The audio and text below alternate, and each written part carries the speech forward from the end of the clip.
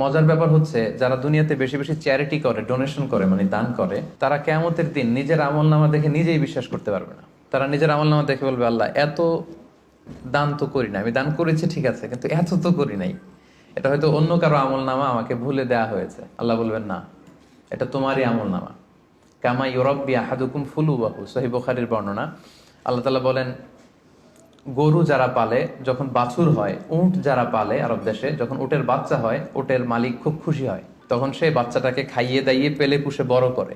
আল্লাহ বলেন যে তুমি দান করেছিলে অল্প, কিন্তু এই ছোট্ট দানের সওয়াবটাকে আমি খাইয়ে দাইয়ে পেলে পুষে বড় করে হাত্তা তাকুনা মিসলাল জাবাল, বিশাল উহুদ পাহাড়ের সমান করে তোমার আমল নামায় ঢুকিয়ে দিয়েছি। সুবহানাল্লাহি ওয়া বিহামদিহি। তো ওই সময় যে যদি আপনি বিশাল বিশাল পাহাড়ের সমান সওয়াব দেখেন, আপনি কি সারপ্রাইজ হবেন না? হ্যাঁ, এটা হচ্ছে দ্য বিগেস্ট সারপ্রাইজ। অবাক হয়ে যাবেন আপনি যে দিয়েছিলাম তো 10 রিঙ্গিট, দিয়েছিলাম কত, এখন দেখি যে 10 মিলিয়ন রিঙ্গিট হয়ে গেছে। সুবহানাল্লাহ ওয়া বিহামদিহি। সো এটা হচ্ছে এই অপরচুনিটি গুলো লুফে নেয়ার মাস।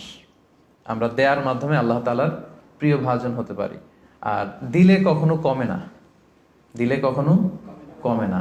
হাদিসে কুদসিতে আল্লাহ বলেন, আনফিক উনফিক আলাইক, ইবনা আদম আনফিক, তুমি দান করো, উনফিক আলাইক, আমি তোমাকে দেব, তুমি দাও তাহলে আমি তোমারে দেব।